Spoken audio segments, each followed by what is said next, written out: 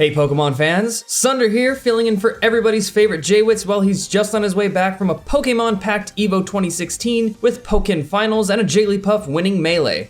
We have some pretty big news today. Earlier this morning, the official Pokemon channel released a video detailing a whopping 6 brand new Pokemon for Sun and Moon, as well as a few gameplay details that we'll get to later. Running straight down the line, let's start with Wimpod. It's a bug water type, and from the extra info on Pokemon.com, it seems likely that it's going to have some poison attacks in its moveset.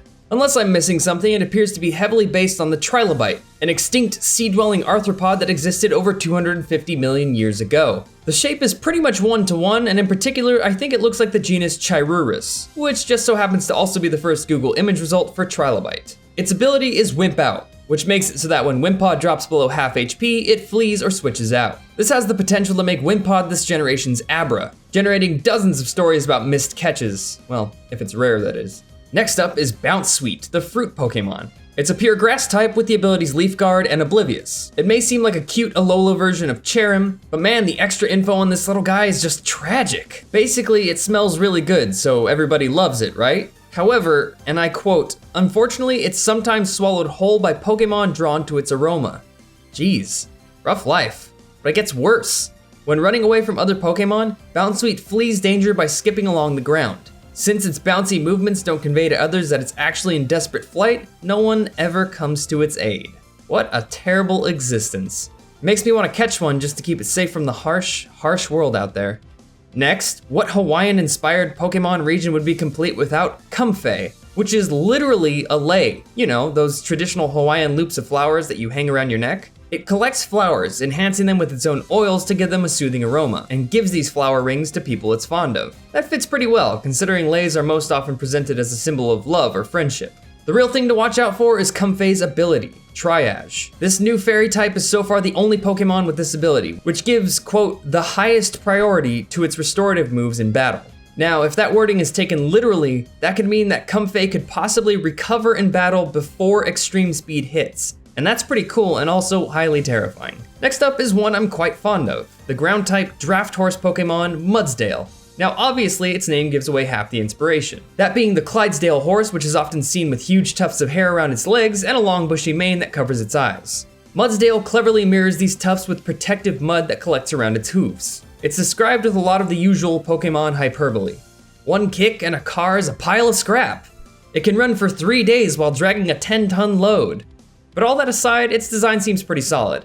There looks to be a kind of Trojan helmet thing going on with its head, and because I couldn't find anything specifically to do with Polynesian culture, I want to say it might just be a simple Trojan horse pun. It has the unique ability in Stamina, which procs every time it takes a hit and raises Mudsdale's defense by 1 stage. We don't know the stats yet, but the typing, looks, and description of this Pokemon all point towards it being bulky, so this could be extremely powerful in a competitive setting. Closing out the new Pokemon revealed are 2 you might already know about thanks to the Korokoro leaks last week. We'll start with my absolute favorite of the new guys, Mimikyu. This ghost fairy type Pokemon may look like a poorly drawn Pikachu, but you're not looking at the right spot. This isn't Mimikyu. This is Mimikyu.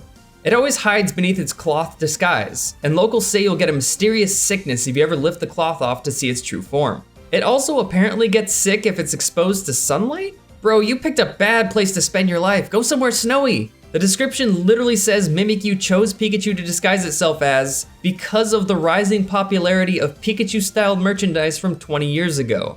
Nice on the self-awareness, Game Freak. It's also terribly lonely and thought it could be friends with people if they thought it was a Pikachu, and man, I just want to give this little guy a hug. I'll be your friend, buddy. Its ability is Disguise, which for all intents and purposes seems to act like a one-time substitute in battle that you don't have to summon. This could be great for setup moves or causing mischief in VGC, but only if you could stomach this absolutely tragic animation when the disguise breaks. Last up is, I'm assuming I'm saying this right, Bewear. This normal fighting type Pokemon may look pink and rounded and teddy bearish and unassuming, but read the extra tidbits to find out that it literally does this on purpose and will mess you up if you're not careful. Back to back, lacking any subtlety, it also says that Bewear are known to give bear hugs of tremendous force, and then also that, quote, a tight hug from this Pokemon's arms will split anything at all in 2. Anything at all. There is no way around that. This means Bewear has snapped a person in half. Absolutely canon and confirmed. Bewear's ability is almost as scary as it is.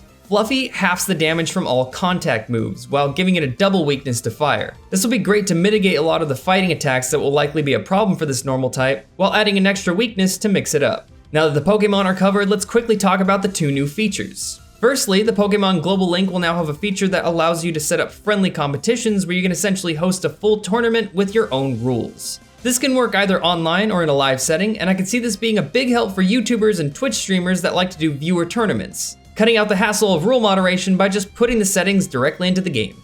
And the more prominent of the 2 features is Hyper Training. Where Super Training affects EVs, it looks like Hyper Training is finally going to allow us to have a say in IVs as well without all that tedious breeding. The website says, Pokemon grow stronger by raising their levels and increasing their base stats. However, their power is still affected by the individual strengths innate to each Pokemon. Now, with Hyper Training, Pokemon that have grown to level 100 will be able to increase their individual strengths, which has never been possible before. The use of the word individual seems to be the clear indication that this is about IVs, or individual values. This announcement is going to make a lot of people happy, myself included, knowing that there's no longer a major need to soft reset for a legendary with 3 or more perfect IVs if I want to compete in something like VGC that allows those Pokemon. That's all we've got for today's Pokemon news, but as always, don't forget to hit the subscribe button for more in the future. If you have no idea who I am, my name is Sunder and I do most of the video editing for this channel. If you want to see a video that Jaywitz did with me over on my channel, you can click over here. Thanks for watching, and we'll see you guys next time with more Nintendo content.